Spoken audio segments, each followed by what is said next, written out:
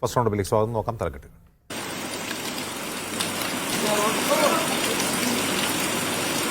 പുഴയേതാണോ കരയേതാണോ അറിയില്ല. ആ ലെവലിലാണ് ഇപ്പോൾ വെള്ളം ഒഴുകുന്നത്. ഇതാ കാണുന്ന വീടുകളിലൊക്കെ ആളുകൾ ടോർച്ച് അടിച്ചുകൊണ്ടിരിക്കുകയാണ്. പക്ഷെ അങ്ങോട്ട് പോകാനൊരു നിവൃത്തിയില്ല. കുത്തി ഒളിച്ചുകൊണ്ടിരിക്കുന്ന വെള്ളപ്പാച്ചിലാണ്.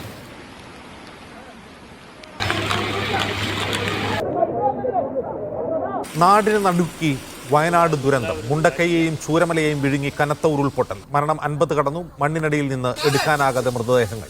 100 കണക്കിന് ആളുകൾ കുടുങ്ങിക്കിടക്കുന്നു. വീടുകളും റോഡും ഒലിച്ചുപോയി.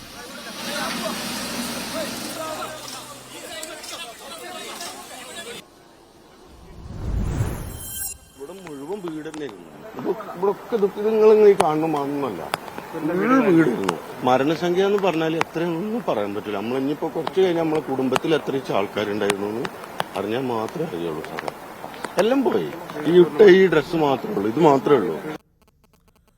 മുണ്ടക്കൈ ഞെട്ടി ഉണർന്നത് ദുരന്തത്തിലേക്ക്. ചൂരമല പാലം തകർന്നതോടെ നാടൊറ്റപ്പെട്ടു. ടൗൺ അപ്രത്യക്ഷമായി. വെള്ളാർമല സ്കൂൾ തകർന്നു. പുഴ വഴിമാറി ഒഴുകി. ചാലിയാറിലൊഴുകി മൃതദേഹങ്ങൾ നിലമ്പൂരിൽ.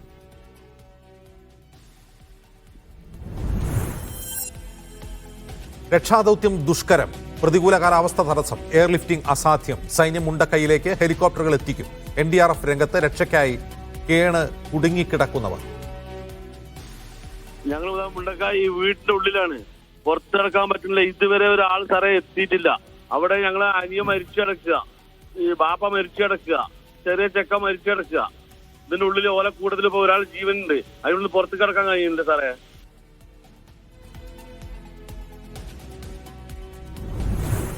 രക്ഷാദൌത്യം ഏകോപിപ്പിക്കാൻ 5 മന്ത്രിമാർ. കേന്ദ്ര സഹായം തേടി കേരളം. മരിച്ചവരുടെ കുടുംബത്തിനും പരിക്കേറ്റവർക്കും കേന്ദ്ര സഹായം. വിഷയം പാർലമെന്റിൽ ഉയർത്തിയ MP മാർ. പിന്തുണ അറിയിച്ച് പ്രധാനമന്ത്രിയും രാഹുൽ ഗാന്ധിയും.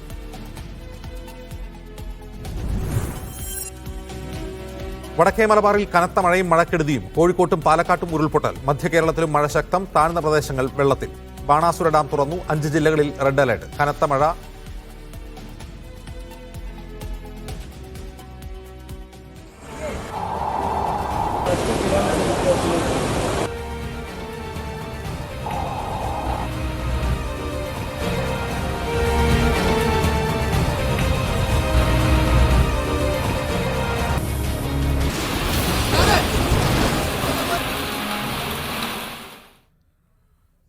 വയനാട് മേപ്പാടിക്കടുത്ത് ചൂരൽമലയിലുണ്ടായ ഉരുൾപൊട്ടലിൽ മുണ്ടക്കൈ ഗ്രാമം പൂർണ്ണമായും തകർന്നു. 54 പേരുടെ മൃതദേഹം ഇതുവരെ കണ്ടെത്തിയിട്ടുണ്ട്. ഇന്ന് പുലർച്ചെ 1:30യോടെയാണ് നാടിന് നടുക്കിയ ദുരന്തമുണ്ടായത്. അപകടത്തിന്റെ വ്യാപ്തി എത്രയുണ്ടെന്ന് ഇനിയും വ്യക്തമായിട്ടില്ല. മുണ്ടക്കൈയിൽ ഉരുൾപൊട്ടി ചൂരൽമലയിലേക്ക് മലവെള്ളപ്പാച്ചിൽ ഉണ്ടാവുകയായിരുന്നു. കിലോമീറ്ററുകൾക്ക് ഇപ്പുറവും ചാലിയാറിൽ നിന്നാണ് പലരുടെയും മൃതദേഹങ്ങൾ കണ്ടെത്തിയത്. മുണ്ടക്കൈ ആകെ ഒറ്റപ്പെട്ടിരിക്കുകയാണ്. 100 കണക്കിന് വീടുകളും തോട്ടം തൊഴിലാളികളുടെ പാടികളും ഉള്ള മേഖലയിലാണിത്. ശ്രീവാലി റിസോർട്ടിൽ ഉൾപ്പെടെ 100 കണക്കിന് നാട്ടുകാർ കുടുങ്ങിക്കിടക്കുകയാണ്. 2019 ഉരുൾപൊട്ടിയ പുത്തുമലയിൽ നിന്ന് 2 കിലോമീറ്റർ മാത്രം മാറിയാണ് മുണ്ടക്കൈ സ്ഥിതി ചെയ്യുന്നത്. NDRF സംഘം പ്രദേശത്ത് രക്ഷാപ്രവർത്തനത്തിന് എത്തിയിട്ടുണ്ട്. സൈന്യവും സ്ഥലത്തെത്തിയിട്ടുണ്ട്.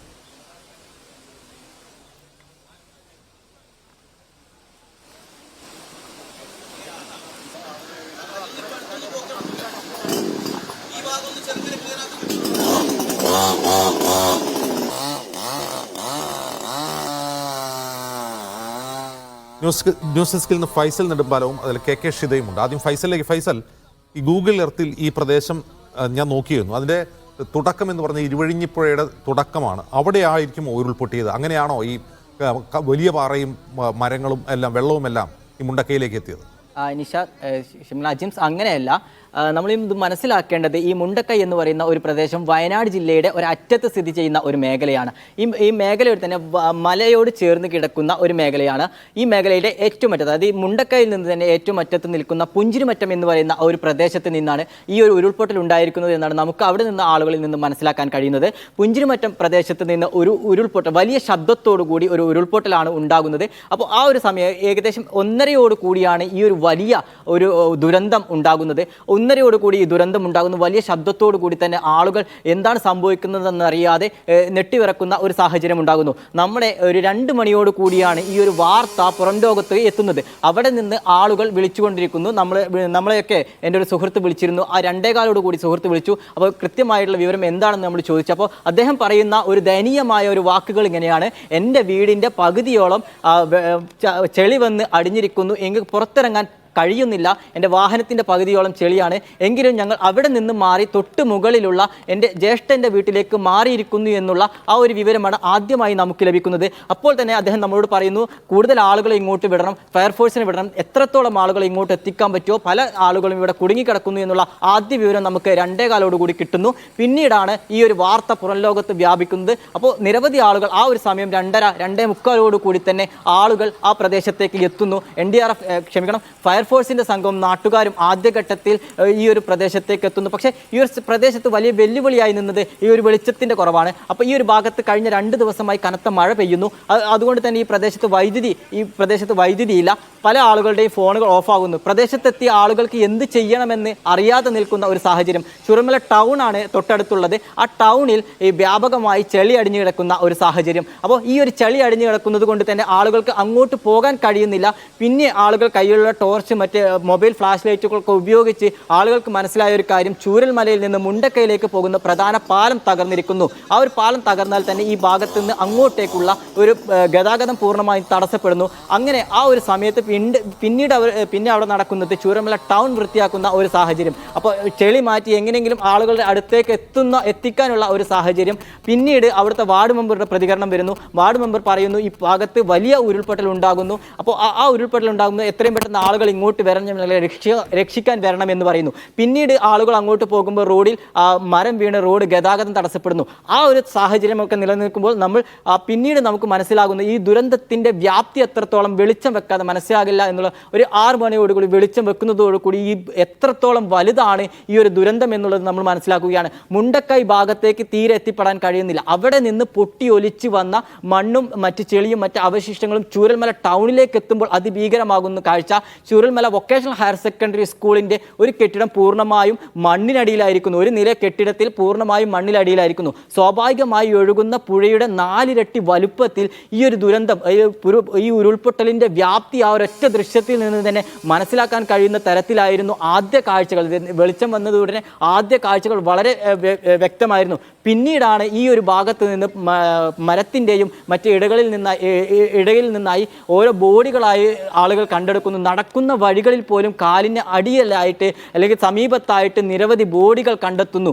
അതിനോട് തൊട്ടടുത്ത് തന്നെ ഇവിടെ നിന്ന് ഒലിച്ച് ഈ പുഴ എത്തുന്നത് ചാലിയാറിലേക്കാണ്. അപ്പോൾ ഇവിടെ നിന്ന് പോകുന്ന ഈ ഒരു മൃതദേഹങ്ങൾ ചാലിയാർ പുഴയിൽ എത്തുന്നു എന്നുള്ള വലിയ വാർത്തയും പുറത്തു വരുന്നു. ഈ ദുരന്തത്തിൻ്റെ വ്യാപ്തി കൂടുതൽ മനസ്സിലാകുന്ന തരത്തിലായിരുന്നു ചാലിയാർ പുഴയിൽ എത്ര വേഗമാണ് ഈ ബോഡികൾ എത്തിയിരിക്കുന്നു എന്നുള്ള ആ ഒരു വാർത്തയും വരുന്നു. പിന്നീട് നമ്മൾ അവിടെ നിന്ന് മനസ്സിലാക്കാൻ കഴിയുന്നത് മുണ്ടക്കൈ പ്രദേശത്ത് കൂടുതൽ ആളുകൾ ഒറ്റപ്പെട്ടിരിക്കുന്നു എന്നുള്ള വലിയ ദൗർഭാഗ്യകരമായ വാർത്ത വരുന്നു. ഈ മുണ്ടക്കൈ പ്രദേശത്ത് തന്നെ 2 ഇടങ്ങളിലായി ആളുകൾ ഒറ്റപ്പെട്ട് കിടക്കുന്നു. ഒരു മദ്രസയുടെ ഭാഗത്ത് ഒരു വിഭാഗം ആളുകളും പുഞ്ചിരിമറ്റത്തിൻ്റെ മറ്റൊരു ഭാഗത്ത് റിസോർട്ടിലായി 100 കണക്കിന് ആളുകൾ കുടുങ്ങിക്കിടക്കുന്നു എന്നുള്ളതാണ്. പിന്നീട് ഈ ചൂരൽമലയിൽ നിന്ന് മുണ്ടക്കൈയിലേക്ക് എത്താനുള്ള ഒരു രക്ഷാപ്രവർത്തനമാണ് പിന്നീട് കണ്ടത്. പക്ഷേ ഇവിടെയും വലിയ വെല്ലുവിളി നേരിടുന്നു. ചൂരൽമല പാലം പൂർണ്ണമായി ഒലിച്ചു പോയത് കൊണ്ട് തന്നെ ഇവിടെ ഈ പാലമാണ് ഈ മുണ്ടക്കൈയെ ബന്ധിപ്പിക്കുന്ന ഏക മാർഗം എന്ന് പറയുന്നത്. മറ്റുള്ള ഒരു ചെറിയ ഇടവഴി ഉണ്ടെങ്കിലും പുഴയിലെ ജലനിരപ്പ് ക്രമാതീതമായി ഉയർന്നത് കാരണം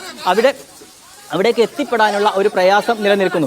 അപ്പോൾ ഈ പാലം തകർന്നതുകൊണ്ട് തന്നെ ആളുകൾ രക്ഷാപ്രവർത്തനത്തിന് മുണ്ടക്കൈയിലേക്ക് എത്താൻ കഴിയാതെ വരുന്നു. പിന്നീട് താൽക്കാലിക പാലം നിർമ്മിക്കാനുള്ള ശ്രമം നടക്കുന്നു. അതിനിടെ മുണ്ടക്കൈ ചൂരൽമല സ്കൂൾ ഭാഗത്ത് ആളുകൾക്ക് എത്തിപ്പെടുമ്പോൾ നിരവധി വീടുകളിൽ മണ്ണൊലിച്ച് വന്ന് വീടുകൾ തകർന്നിരിക്കുന്ന ഒരു സാഹചര്യമുണ്ട്. അതിനിടയിൽ ആളുകൾ രക്ഷാപ്രവർത്തനം നടത്തുമ്പോൾ പല ആളുകളും മണ്ണിൽ കുടുങ്ങിക്കിടക്കുന്ന ഒരു സാഹചര്യം. അവിടെ നിന്ന് പല ആളുകളെയും രക്ഷപ്പെടുത്തി പുറത്തെടുക്കുന്ന ഒരു കാഴ്ച നമ്മൾ കണ്ടു.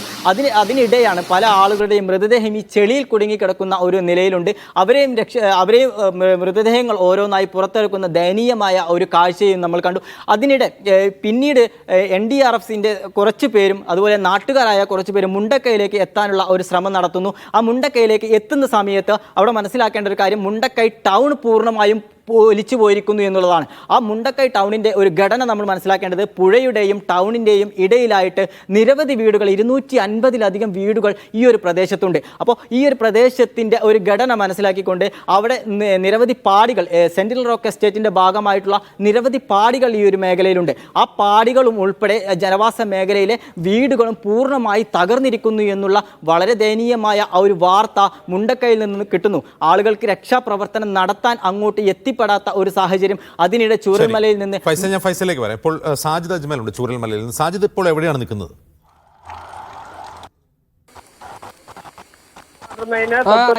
ചൂരൽമലയിലെ ഈ അപകടം നടന്നതിന് തൊട്ട് താഴെയായി ദൃശ്യങ്ങൾ അയക്കാനായി വന്നതാണ്. ഈ നമുക്ക് കൺട്രോൾ റൂമിൽ നിന്ന് മന്ത്രി എ കെ ശശീന്ദ്രനുമായി സംസാരിക്കുമ്പോൾ 55 മരണമാണ് ഈ സർക്കാർ തലത്തിൽ സ്ഥിരീകരിക്കുന്നത്. അതോടൊപ്പം തന്നെ 9 ആളുണ്ട്. പലരുടെയും നില അതീവ ഗുരുതരമായി തുടരുന്നു.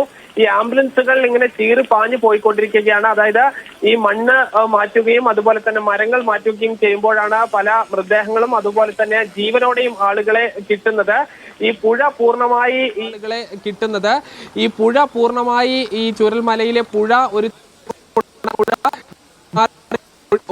ഇത് കൂടാതെ ഒരു പുതിയ പുഴയ്ക്ക് സമാനമായി വലിയ ഉരുളൻ കല്ലുകളും മറ്റുമായി പുതിയ ഒരു പുഴ രൂപപ്പെട്ടിരിക്കുന്നു. ഈ സ്ഥലത്താണ് നിരവധി വീടുകൾ, അതായത് ആളുകൾക്ക് ഇപ്പോൾ എത്തിപ്പെടാൻ പറ്റുന്ന ഒരു പ്രദേശം എന്ന് പറയുന്നത് ആ ഭാഗമാണ്. അവിടെ ഉള്ള വലിയ ഇരുനില കെട്ടിടങ്ങളായ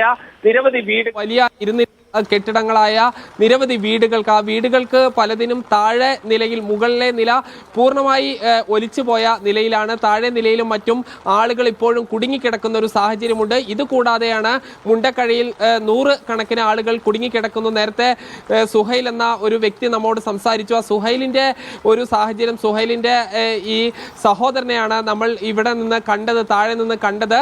ഈ ചൂരൽമലയിലാണ് അദ്ദേഹം താമസിക്കുന്നത്. അദ്ദേഹത്തിന്റെ വാപ്പയും അതുപോലെ തന്നെ വാപ്പയുടെ സഹോദരനും അനിയനും ഉൾപ്പെടെയുള്ള ആളുകൾ മരിച്ചു. ഒറ്റ ആളാണ്, ഒരു സുഹൈൽ എന്ന വ്യക്തിയാണ് അവിടെ ഉള്ളത്. ബാക്കിയുള്ള ആളുകൾ മരിക്കുകയും ഇദ്ദേഹം ഈ വീടിനുള്ളിൽ കുടുങ്ങിക്കിടക്കുകയും ചെയ്യുന്നു. അദ്ദേഹം നമുക്ക് ആശയവിനിമയം നടത്താൻ കഴിയുന്ന ഒരു വ്യക്തിയാണ് മാത്രമാണ്.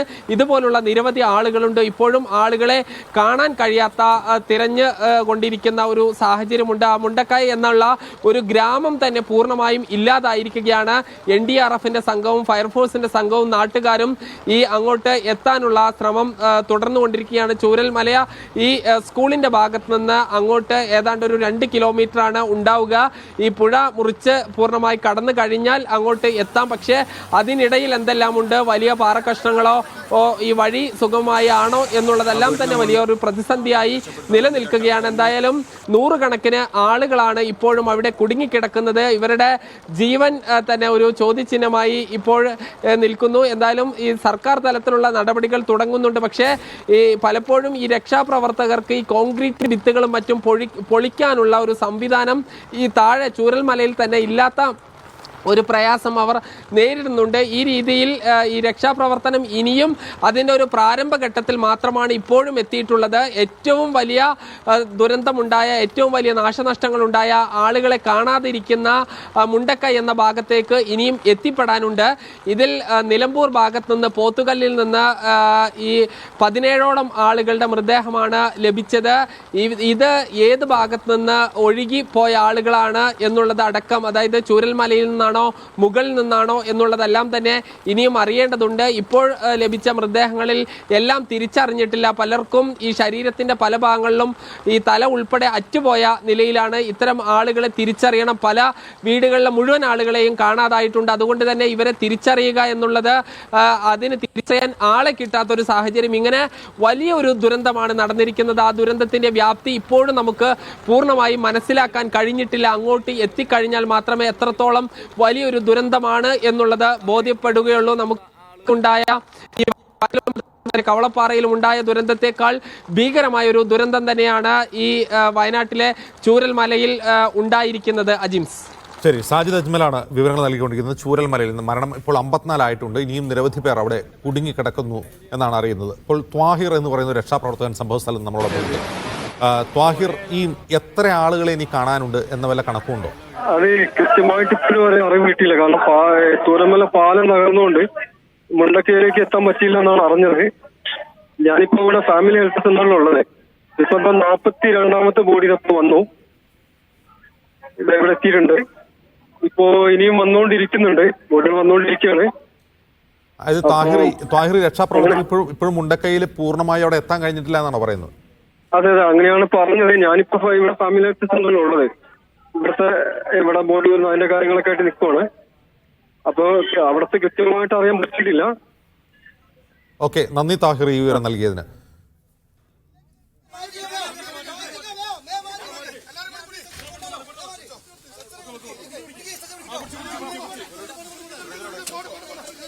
ചൂരൽമലയിൽ നിന്ന് സാജിദ് അജ്മൽ തയ്യാറാക്കിയ ഒരു റിപ്പോർട്ട് കൂടി കാണാം.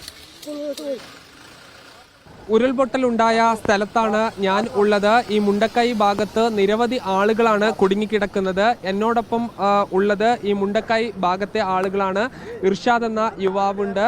ഇർഷാദ് എന്ന യുവാവിൻ്റെ ബന്ധുക്കൾ, പിതാവും സഹോദരനും ഉൾപ്പെടെ അവിടെ നിന്ന് മരിച്ചു എന്നുള്ള വിവരം ലഭിക്കുകയും അവിടെ നിന്ന് കുടുങ്ങിക്കിടക്കുന്ന സഹോദരൻ്റെ മകൻ പറയുകയും, എന്താണ് അവിടെ നിന്നുള്ള വിവരം? അവിടെ ഇപ്പോൾ വിളിച്ചത് വെല്ലിപ്പാൻ്റെ മകനും വെല്ലിപ്പാൻ്റെ 2 മക്കളും കുടുങ്ങി കിടക്കുകയാണ്. അതിൽ ഒരുത്തന് എല്ലാം ലയിക്കുകയാണ്. എത്രയും പെട്ടെന്ന് അവിടെ എത്തിയിട്ടില്ല എന്തെങ്കിലും സംഭവിക്കും എന്നാണ് പറയുന്നത്. എത്രയും പെട്ടെന്ന് ആൾക്കാരൊന്ന് അങ്ങോട്ട് എത്തിക്കുകയാണെങ്കിൽ ഞങ്ങൾക്ക് വളരെ ഉപകാരമായിരുന്നു അവരെടുക്കാൻ വേണ്ടിയിട്ട്. ഇതിൻ്റെ ഉള്ളിൽ നല്ല റൂൾസ് കിട്ടണം. പൊളിക്കണമെങ്കിൽ മനുഷ്യനെ കൊണ്ട്, സാധാരണ ജനങ്ങളെ കൊണ്ട് പറ്റില്ല. എന്നാൽ നല്ല റൂൾസ് കിട്ടണം. ഇപ്പോൾ ഒരു മൃതദേഹം കൊണ്ടുപോവുകയാണ്. വീട് പൊളിച്ച സമയത്താണ് ഇത് ലഭിക്കുന്നത്. ആരുടേതാണ് എന്നോ ഒന്നും വ്യക്തമല്ല. എന്തായാലും അത് അങ്ങോട്ട് കൊണ്ടുപോയിക്കൊണ്ടിരിക്കുകയാണ്. റിഷാദ്, ഇപ്പം അവിടെ ഉള്ളത് ജ്യേഷ്ഠൻ്റെ മകനാണോ? എൻ്റെ വെല്ലിപ്പ, ഉപ്പാൻ്റെ അനിയൻ്റെ 2 മക്കള്, പിന്നെ അത് കണ്ടുകൊണ്ട് നിൽക്കുന്ന ഒരു മോനും കൂടി എൻ്റെ അടുത്തുണ്ട്. ഒരുത്തൻ എന്താണ് ജീവനോടെ രാവിലെ കുടിയും കിടക്കുകയാണ്. ഇത് ഏട്ടൻ്റെ മോനാണ്. ഞാൻ എൻ്റെ അപ്പച്ചിൻ്റെ ഏട്ടനാണ്. എൻ്റെ വാപ്പ തന്നെയാണ്.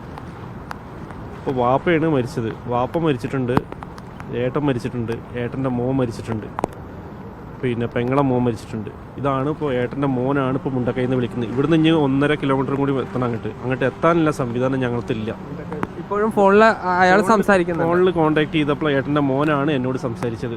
അപ്പോൾ അങ്ങനെ ഇവർ പോയി. ബാക്കി ഒരാൾ ഇതിൽ സ്ലാവിൻ്റെ അടിയിൽ കുടുങ്ങി കിടക്കുന്നുണ്ട്. ഓനെ രക്ഷിക്കാനാണ് ഇപ്പോൾ നിങ്ങൾ ആരെങ്കിലും ഫയർഫോഴ്സിനെ ആരെങ്കിലും കൂട്ടിയിട്ട് വാന്നപ്പോൾ പറയുന്നത്. ഇപ്പോൾ വിളിച്ച് 2 മിനിറ്റ് മുമ്പ് വിളിച്ചിട്ടാണ് ഇപ്പോൾ പറയുന്നത്. ഈ വീടിൻ്റെ സ്ലാബിൽ കുടുങ്ങി കിടക്കുകയാണ്. വീടിൻ്റെ സ്ലാബിൽ കുടുങ്ങി കിടക്കുകയാണ്. ആൾക്ക് ജീവൻ ഉണ്ടായതുകൊണ്ടാണ് ഓന് അവരെ രക്ഷിക്കാൻ വേണ്ടിയിട്ടാണ് ഇപ്പോൾ എങ്ങനെയെങ്കിലും അങ്ങോട്ട് എത്താൻ പറയുന്നത്. ഇപ്പോൾ അങ്ങോട്ട് എത്തിപ്പെടാൻ ഒന്നില്ലെങ്കിൽ ഹെലികോപ്റ്റർ മാർഗം വേണം. എന്താണ് ഒരു സംവിധാനം? ഇപ്പോൾ ഈ പുഴ കടക്കണം അങ്ങോട്ട്. ഈ പുഴ അങ്ങോട്ട് കടക്കാൻ നമ്മൾക്ക് ഇപ്പോൾ എന്തായാലും കടക്കാൻ കഴിയില്ല. അപ്പോൾ ഇതിൽ എന്തെങ്കിലും സംവിധാനമാണ് വേണ്ടത്. അവിടെ ഒരുപാട് കുടുംബങ്ങളുണ്ട്. ഒരുപാട് മുണ്ടക്കൈയിൽ പറഞ്ഞാൽ ഒരുപാട് കുടുംബമുണ്ട്. 100-700 കുടുംബമുള്ള നാടാണ് മുണ്ടക്കൈ. ഇതന്നെ പറഞ്ഞു കഴിഞ്ഞാൽ ഇത് മൊത്തം ഇവിടെയൊക്കെ വീടുകളായിരുന്നു. ഈ പ്രദേശം മൊത്തം വീടുകളായിരുന്നു. എന്താണെന്ന് എനിക്ക് തന്നെ മനസ്സിലാകുന്നില്ല. എൻ്റെ നാട് എന്താണ് അയക്കുന്നത് എന്നുള്ളത് എനിക്ക് തന്നെ മനസ്സിലാകുന്നില്ല. ഞാൻ മേപ്പാടിയാണ് ഞാൻ മേപ്പാടിയാണ് താമസം. അവിടുന്ന് വന്നപ്പോഴുള്ള അവസ്ഥയാണ് ഈ അവസ്ഥയാണ് മനസ്സിലാകുന്നത് നമുക്ക്. അതുപോലെ വളരെ വലിയ നിസ്സഹായ അവസ്ഥയിൽ അവിടെ ആളുകൾ ഇങ്ങോട്ട് ഫോൺ വിളിക്കുന്നുണ്ട്. അവരെ ബന്ധപ്പെടാൻ ഇവർക്ക് കഴിയുന്നുണ്ട്. പക്ഷേ നിരവധി ആളുകൾ അവിടെ ജീവൻ പൊലിഞ്ഞു എന്നുള്ള വിവരമാണ് ഇവർക്ക് ലഭിക്കുന്നത്. അവിടെ കുടുങ്ങിക്കിടക്കുന്ന ആളുകളെയെങ്കിലും രക്ഷപ്പെടുത്താനുള്ള സംവിധാനം വേണം. ആ സംവിധാനവുമായി രക്ഷാപ്രവർത്തകർ, സർക്കാർ സംവിധാനങ്ങൾ എത്രയും വേഗം അങ്ങോട്ട് എത്തണമെന്നുള്ള ആവശ്യമാണ് ഇവർ ഉന്നയിക്കുന്നത്. നമ്മൾ ഇമാജിൻ ചെയ്യുന്നതിനേക്കാൾ വലിയ ദുരന്തമാണ് അവിടെ ഉള്ളത് എന്ന് ദൃശ്യങ്ങളിൽ നിന്ന് തന്നെ നമുക്ക് മനസ്സിലാകും. ഇപ്പോൾ നമ്മളോട് സംസാരിച്ച ആ വ്യക്തി പറയുന്ന ഒരാൾ അവിടെ കുടുങ്ങിക്കിടക്കുന്നുണ്ടെന്ന് പറയുന്നു. അയാളുടെ പേര് സുഹൈൽ എന്നാണ്, ആ യുവാവിൻ്റെ പേര്. സുഹൈൽ അല്പം മുമ്പ് മീഡിയയോട് സംസാരിച്ചു. സുഹൈലിൻ്റെ ശബ്ദം കേൾക്കാം. ഞങ്ങൾ മുണ്ടക്കായി വീട്ടിന്റെ ഉള്ളിലാണ്, പുറത്തിറക്കാൻ പറ്റുന്നില്ല. ഇതുവരെ ഒരാൾ സാറേ എത്തിയിട്ടില്ല, ഒരാൾ പോലും എത്തിയിട്ടില്ല. ഞങ്ങൾ കുടുങ്ങി കിടക്കുക. അവിടെ ഞങ്ങളെ അനിയൻ മരിച്ചു കിടക്കുക, ഈ ബാപ്പ മരിച്ചു കിടക്കുക, ചെറിയ ചെക്ക മരിച്ചു കിടക്കുക. ഇതിന്റെ ഉള്ളിൽ ഓല കൂടുതൽ ഇപ്പൊ ഒരാൾ ജീവനുണ്ട്. അതിനുള്ളിൽ പുറത്ത് കിടക്കാൻ കഴിയുന്നുണ്ട് സാറേ. നിങ്ങളും അവിടെ തന്നെയാണ്? ഞങ്ങളും അവിടെ തന്നെയാണ്. ഞങ്ങളതിന്റെ മേട്ട നിലയിലോ ഓല ഉള്ളിലത്തെ നിലയിലോ ആണ്. അടിയത്തെ വിളിച്ച് ഒരു മനുഷ്യൻ വരുന്നില്ല. എങ്ങനെയെങ്കിലും രക്ഷപ്പെടുത്താൻ പറ്റും ഞങ്ങൾ രക്ഷപ്പെടുത്തി സാറേ. ഇത് സാറേ മുണ്ടക്കായി ടൗണിലത്തെ വീടാണ്, ടൗണിലാണ്. പടിക്കാപ്പറമ്പിലുള്ള വീടാ. പടിക്കാപ്പറമ്പിൽ എന്ന് പറഞ്ഞാല് അത് എല്ലാവരും നോക്കി വന്ന് കണ്ടാൽ തന്നെ അറിയാം. അതിന്റെ ഉള്ളിലാണ് ഇപ്പോൾ ഒരുത്ത ജീവനോടെ ഇരിക്കുന്നത്. ഞങ്ങളൊക്കെ ഉണ്ട് ഓനെ രക്ഷപ്പെടുത്താൻ വേണ്ടി. ഞങ്ങൾ ഏട്ടനും ഓന്റെ ഏട്ടനും ഏട്ടന്റെ വാപ്പിയും ഒക്കെ ഉണ്ട് ഇവിടെ. ഓക്കെ, മരിച്ചു എന്ന് പറഞ്ഞ ആൾക്കാർ ആ വീട്ടിൽ തന്നെയുള്ള ആൾക്കാരാണ് മരിച്ചത്? ആ വീട്ടിന്റെ ഉള്ളിലുണ്ട്, ഞങ്ങൾ അടുത്ത് കിടക്കുകയാണ്. ഓക്കെ, എന്ന് വെച്ചാൽ അവിടെ മണ്ണ് വന്ന് കയറിയതാണ്? മണ്ണും വെള്ളവും മരവും ഒക്കെ കയറിയിട്ട് അതിന്റെ ഉള്ളിൽ ഇറങ്ങാൻ കഴിയില്ല. അതിന്റെ പൊരുത്തുണ്ട് ഇവിടെ കിടക്കുന്നത് ഞങ്ങളെ കയ്യിന്റെ അടുത്ത്. ഞാനിവിടെ തന്നെ ആയിരുന്നു താമസം.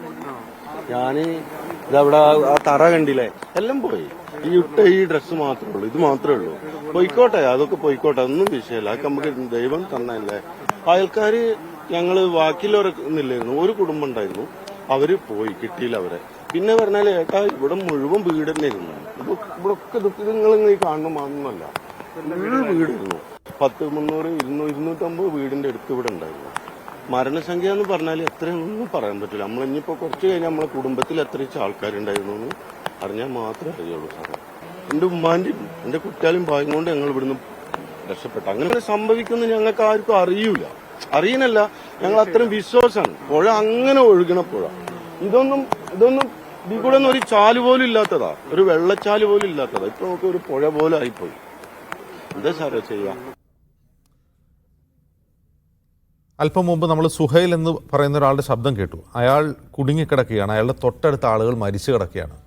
നമുക്ക് സങ്കല്പിക്കാൻ പോലും കഴിയാത്തൊരു ദുരന്തമാണ് അവിടെ ഉണ്ടായിട്ടുള്ളതെന്ന് നമുക്ക് മനസ്സിലാകും. രക്ഷാപ്രവർത്തകർക്ക് അവിടേക്ക് എത്താൻ കഴിഞ്ഞിട്ടില്ല. ഷീത, നോക്കൂ, ഇപ്പോൾ സൈന്യവും NDRFും എല്ലാം എത്തിയിട്ടുണ്ട്. പക്ഷേ ഈ മുണ്ടക്കൈ എന്ന് പറയുന്ന സ്ഥലത്തേക്ക് ആരും എത്തിയിട്ടില്ല എന്നതിന് തെളിവാണ് സുഹൈൽ പറയുന്ന കാര്യം. എന്തായിരിക്കും ഇതിനുള്ള തടസ്സം?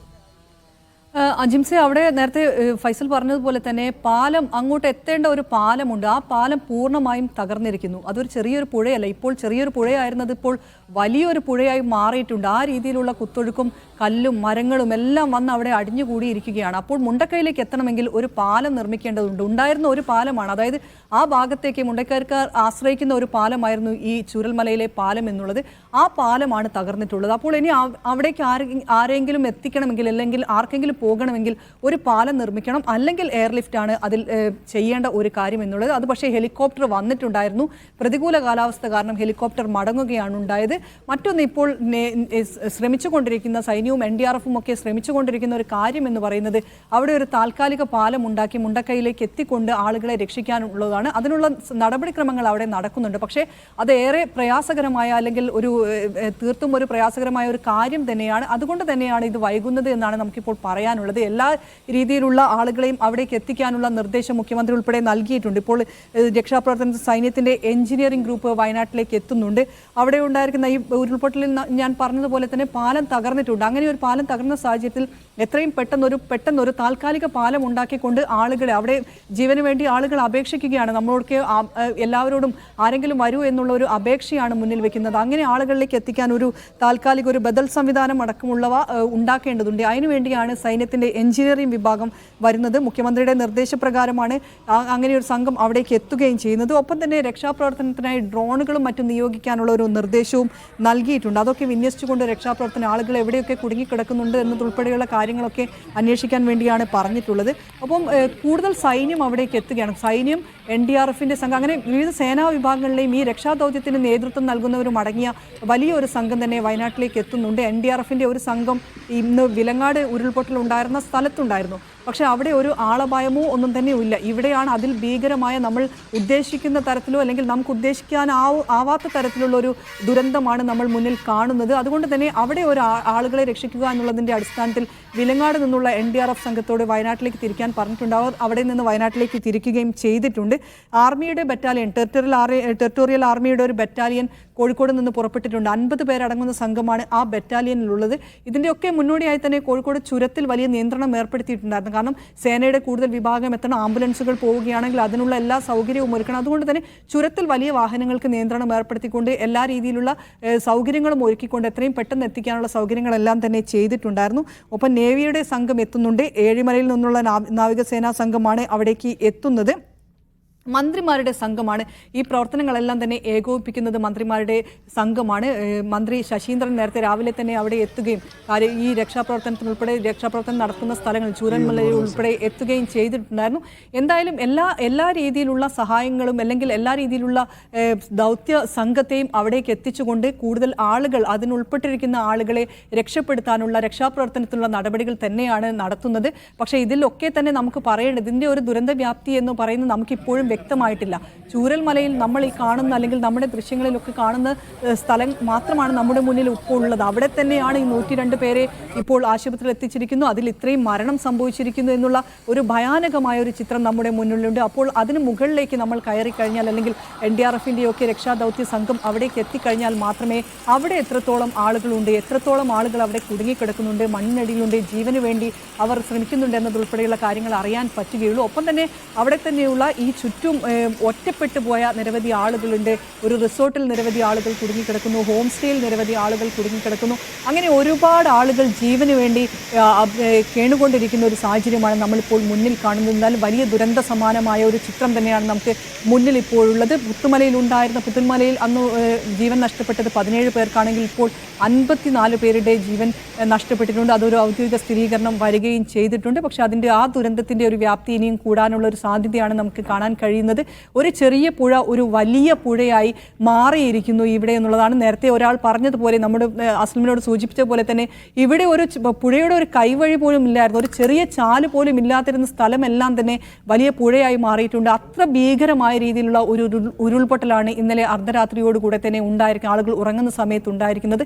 ശബ്ദം കേട്ട് കുറേ ആളുകൾ മറ്റൊരിടത്തേക്ക് അല്ലെങ്കിൽ ഉയരത്തിലുള്ള സ്ഥലത്തേക്ക് കയറി പോയിട്ടുണ്ട്. അതുകൊണ്ട് തന്നെ അവരെല്ലാം തന്നെ ഇപ്പോഴും അവിടെ കുടുങ്ങിക്കിടക്കുകയാണ്. അവരെ എല്ലാം തന്നെ നമുക്ക് ഇപ്പുറത്തേക്ക് ഈ സുരക്ഷിതമായ ഒരു സ്ഥലത്തേക്ക് എത്തിക്കേണ്ടതുണ്ട്. അതിനുള്ള എല്ലാ സജ്ജീകരണങ്ങളും സർക്കാരിൻ്റെ ഭാഗത്ത് നിന്ന് ഒരുക്കുന്നുണ്ട്. ഒപ്പം പ്രധാനമന്ത്രിയും ഈ കാര്യത്തിൽ ഇടപെട്ടിട്ടുണ്ട്. ജോർജ് കുര്യൻ, കേന്ദ്ര സഹമന്ത്രി ജോർജ് കുര്യന്റെ ഈ രക്ഷാപ്രവർത്തനങ്ങളെ ഏകോപിപ്പിക്കാൻ അവിടെ നിന്നുള്ള ഒരു സംഘം, കേന്ദ്രത്തിൽ നിന്നുള്ള ഒരു സംഘം കൂടി എത്തുകയും ദൃശ്യങ്ങൾ നോക്കൂ ഷിത, അതാണ് ഹെലിക്യാം ദൃശ്യങ്ങളാണ് ആ ഉരുൾപൊട്ടലിന്റെ. എത്ര വ്യാപകമായ നാശമാണ് അവിടെ ഉണ്ടായെന്നുള്ള ആ ദൃശ്യങ്ങളിൽ നമുക്ക് മനസ്സിലാവുന്നതാണ്. ഒരു പ്രദേശം അങ്ങനെ തന്നെ കുത്തിയൊലിച്ചു പോയിരിക്കുന്നു.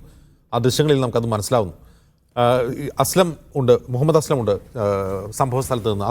അസ്ലം ഇപ്പോൾ എവിടെയാണുള്ളത്? നിലവിൽ രക്ഷാദൗത്യത്തിന്റെ സ്റ്റാറ്റസ് എന്താണ്? ഇപ്പോൾ ചൂരൽമലയിലാണുള്ളത്. ചൂരൽമലയിൽ നിന്നും മുണ്ടക്കയത്തിലേക്ക് പോകുന്ന ആ ഭാഗത്ത് ആ ഭാഗത്താണുള്ളത്. നമുക്ക് അവിടെ നിന്ന് അങ്ങോട്ട് നമുക്ക് എത്താൻ കഴിയുന്നില്ല. NDRFിന്റെ സംഘം മാത്രമാണ് ഇപ്പോൾ അവിടെ എത്തിപ്പെട്ടിരിക്കുന്നത്. ഇപ്പോൾ രണ്ട് ഘട്ടം അല്ലെങ്കിൽ 2 ഭാഗമായി നമുക്ക് രക്ഷാപ്രവർത്തനം നടത്തുന്നു എന്ന് പറയാം. ഒന്ന് ഈ ചൂരൽമലയിൽ ആദ്യത്തെയും രണ്ടാമത്തെയുമായ ശക്തമായ ഉരുൾപൊട്ടലിനെ തുടർന്ന്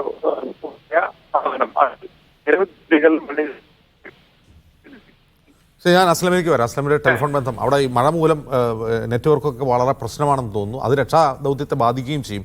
ഞാൻ ഫൈസലിലേക്ക് പോകുന്നു. ഫൈസൽ, ഈ ഒന്നുകൂടി ഒന്ന് വിശദീകരിക്കാമോ? ഈ ചൂരൽമല, മുണ്ടക്കൈ, ഇതൊക്കെ ഏത് പ്രദേശങ്ങളിൽ കിടക്കുന്ന സ്ഥലമാണ്? ഈ ഉരുൾപൊട്ടലുണ്ടായ സ്ഥലത്തെക്കുറിച്ചും ഫൈസൽ പറഞ്ഞു. അത് ഈ പുഴയുടെ ഉത്ഭവസ്ഥാനത്തല്ലേ ഉരുൾപൊട്ടിയത്, അതോ ഉരുൾപൊട്ടി പുഴയിലേക്ക് വരികയാണോ ചെയ്തത്?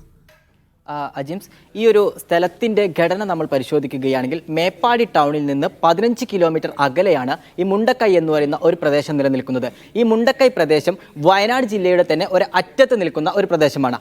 ഈ പ്രദേശം കഴിഞ്ഞാൽ അടുത്തുള്ളത് നിലമ്പൂർ കാടുകളാണ്. അത് കഴിഞ്ഞാൽ മലപ്പുറത്തിൻ്റെ ഒരു ഭാഗമായിട്ട് വരുന്ന ഒരു ഏരിയയാണ്. അതുകൊണ്ട് തന്നെ ഈ മുണ്ടക്കൈയിലെ തന്നെ പുഞ്ചിരിമറ്റം എന്ന് പറയുന്ന ഒരു പ്രദേശത്തിൻ്റെ ഒരറ്റത്ത് ആ ഒരു മലയുടെ ഭാഗത്ത് നിന്നാണ് പൊട്ടി വന്നത് എന്നാണ് നമ്മൾ മനസ്സിലാക്കുന്നത്.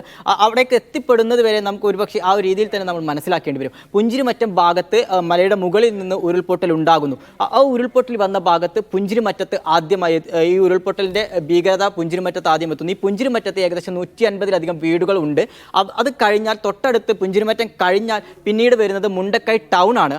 നമ്മൾ തൊട്ട് മുമ്പ് കാണിച്ച ആ ദൃശ്യങ്ങളിൽ അതിന് ഭീകരത മനസ്സിലാവും. ആ മുണ്ടക്കൈ ടൗണിൻ്റെ ഏകദേശം പകുതി മുക്കാൽ ഒരു 90% ഭാഗവും ഈ ഒരു ഒലിച്ചു പോകൽ അതിൻ്റെ ഒരു ഭാഗമായിട്ടുണ്ട്. ആ മുണ്ടക്കൈ ടൗണിനോട് ചേർന്ന് തന്നെ അതിൻ്റെ ചുറ്റുവട്ടത്തും ഏകദേശം നിരവധി 50-60 വീടുകൾ ഉണ്ടാകും. ആ വീടുകൾ കഴിഞ്ഞാൽ ഈ മുണ്ടക്കൈ ടൗണ് കഴിഞ്ഞ് ജുമാ മസ്ജിദിൻ്റെ ഭാഗത്തൊക്കെ ഇത്തരത്തിൽ മണ്ണ് വ്യാപകമായി അടിഞ്ഞിട്ടുണ്ട്. ഈ മുണ്ടക്കൈ ടൗണ് കഴിഞ്ഞാൽ തൊട്ട് താഴെ ഭാഗത്ത് നിരവധി പാടികളുണ്ട്. ആ പാടികളും ഇപ്പോൾ ആ പാടികളുടെ മുകളിലൂടെയും മണ്ണ് ഒലിച്ചു വന്നിട്ടുണ്ട്. പിന്നീട് വരുന്ന ആ ഒരു ഭാഗം എന്ന് പറയുന്നത് റാട്ടപ്പാടി എന്ന് പറയുന്ന ഒരു കുറച്ച് പാടികളും സെൻട്രൽ റോക്ക് എസ്റ്റേറ്റിൻ്റെ ഭാഗമായിട്ടുള്ള ഫാക്ടറികളും വരുന്ന ഭാഗമാണ്. ഈ ഭാഗവും കഴിഞ്ഞാൽ പിന്നീട് വരുന്ന ചൂരൽമല ഭാഗമാണ്. ഈ ചൂരൽമല ഭാഗത്ത് തന്നെ ചൂരൽമല സ്കൂൾ റോഡ് എന്ന് പറയുന്ന മറ്റൊരു പ്രദേശം, ഈ പുഴ ഒഴുകി വരുന്നതിൻ്റെ വലതു ഭാഗത്തായിട്ടാണ് ഈ പറയുന്ന സ്കൂൾ റോഡിൻ്റെ ഭാഗത്ത്. അവിടെ ഏകദേശം 2 കിലോമീറ്ററോളം അല്ലെങ്കിൽ 1.5 കിലോമീറ്ററോളം ദൂരത്തിൽ രണ്ട് റോഡിൻ്റെ ഇരുവശങ്ങളിലുമായി 100% ജനവാസ മേഖലയുള്ള ഒരു പ്രദേശമാണ്.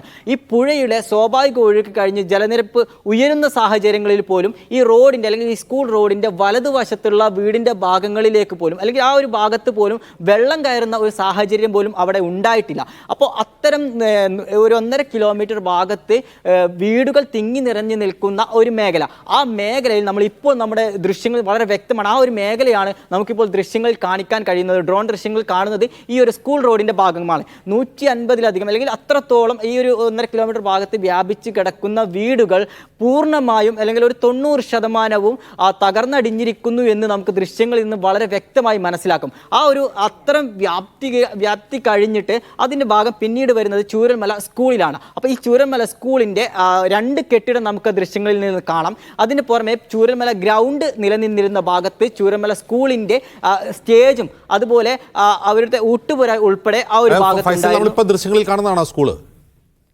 അതെ അജിംസ്, ഇപ്പോൾ ദൃശ്യങ്ങളിൽ കാണുന്നത് തന്നെയാണ് ആ ഒരു സ്കൂൾ എന്ന് പറയുന്നത്. സ്കൂൾ ഇപ്പോൾ 2 കെട്ടിടം നമുക്ക് ആ ദൃശ്യങ്ങളിൽ കാണാൻ സാധിക്കും.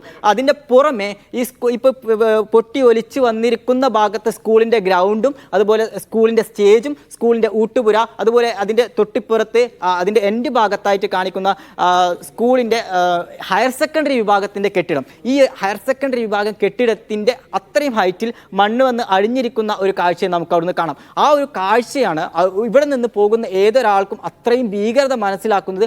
അത്രത്തോളം ഒരു സ്കൂളിൻ്റെ കെട്ടിടത്തിൻ്റെ ഒരു നിലക്ക് മുകളിൽ അത്രത്തോളം മണ്ണ് അടിഞ്ഞു നിൽക്കുന്ന ആ ഒരു ഭീകര കാഴ്ച, ആ ഒരു കാഴ്ച അത്രയും ഭയാനകമാണ്. അപ്പോൾ അവിടെ നിന്നുള്ള ആളുകൾ പറയുന്നത് ചൂരൽമല ടൗണിൻ്റെ ഇപ്പോൾ നമ്മൾ ചൂരൽമല ടൗൺ നമ്മൾ കാണിക്കുകയാണെങ്കിൽ അതിൻ്റെ പകുതി ഭാഗത്തോളം ചെളി വന്ന് അടിഞ്ഞു നിൽക്കുന്ന ഒരു സാഹചര്യമുണ്ട്. അപ്പോൾ ഈ പൊട്ടി ഒലിച്ച് വന്ന അത്രയും മരക്കഷ്ണങ്ങളൊക്കെ സ്കൂളിൻ്റെ ഭാഗത്ത് അടിഞ്ഞതുകൊണ്ട് അല്ലെങ്കിൽ സ്കൂളിൻ്റെ കെട്ടിടത്തിൽ തട്ടി നിന്ന ഒരു സാഹചര്യമുണ്ട്. ആ ഒരു സാഹചര്യം പോലും അവിടെ ഉണ്ടായിരുന്നില്ലെങ്കിൽ ഈ പറയുന്ന മരങ്ങളെല്ലാം ചൂരൽമല ടൗണിനെ കൂടി പൂർണ്ണമായും തുടച്ചു നീക്കാവുന്ന അത്രയും ഭീകരമായിക്കൊണ്ട് ആ മരങ്ങൾ അടിഞ്ഞു വന്നത് നമുക്ക് ആ ദൃശ്യങ്ങളിൽ നിന്ന് വ്യക്തമാണ്. ചൂരൽമല ടൗൺ കഴിഞ്ഞാൽ പിന്നെ ആ ഭാഗത്തുള്ളത് പുഴ ഒഴുകി പോകുന്ന ആ ഒരു ഭാഗം എന്ന് പറയുന്നത് അട്ടമല ഉൾപ്പെടുന്ന നേരത്തെ നമ്മൾ പ്രതികരിച്ച സഹോദരി ചൂരൽമലയിലെ വില്ലേജ് റോഡ് ഉൾപ്പെടുന്ന ഒരു പ്രദേശമുണ്ട്. ആ പ്രദേശത്ത് കൂടിയാണ് ഈ പുഴ ഒഴുകി പോകുന്നത്. അപ്പോൾ ഈ ഒലിച്ചു വന്ന ഭാഗങ്ങൾ ആ പ്രദേശത്തുള്ള വീടുകൾക്ക് കൂടി നാശനഷ്ടം വരുത്തിയിട്ടുണ്ട് എന്നാണ് ഞാൻ മനസ്സിലാക്കുന്നത്. കാരണം നേരത്തെ പറഞ്ഞ ആ ഒരു സഹോദരി നമ്മളോട് പ്രതികരിച്ചത് അത്തരത്തിലാണ്.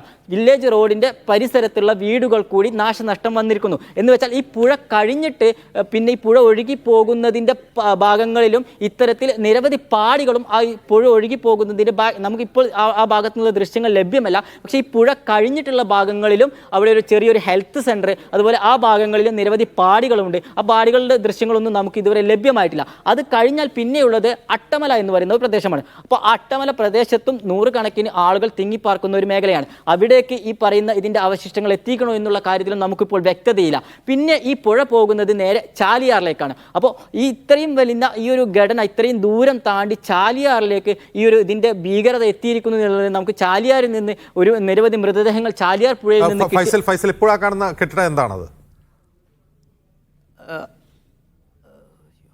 അജിംസ്, ഞാൻ മനസ്സിലാക്കുന്നത് ചൂരൽമല ടൗണാണ് ഇപ്പോൾ കാണുന്ന ആ ഭാഗം. ആ പുഴയുടെ ഭാഗത്ത് നിൽക്കുന്നത് ഞാൻ നേരത്തെ സൂചിപ്പിച്ച ആ പകുതി മണ്ണ് നിൽക്കുന്നത് ഹയർ സെക്കൻഡറി കെട്ടിടത്തിൻ്റെ ഭാഗമാണ്. അത്രത്തോളം ഹയർ സെക്കൻഡറി വിഭാഗം വൊക്കേഷണൽ ഹയർ സെക്കൻഡറി സ്കൂളാണ്. ഗവൺമെൻറ് വൊക്കേഷണൽ ഹയർ സെക്കൻഡറി സ്കൂളിൻ്റെ ഹയർ സെക്കൻഡറി വിഭാഗം നിൽക്കുന്ന ആ ഒരു ഭാഗമാണ് അത്. അപ്പോൾ ഇപ്പോൾ നമ്മൾ കാണുന്നത് ചൂരൽമല ടൗണിൻ്റെ ഒരു ഭാഗമാണ്.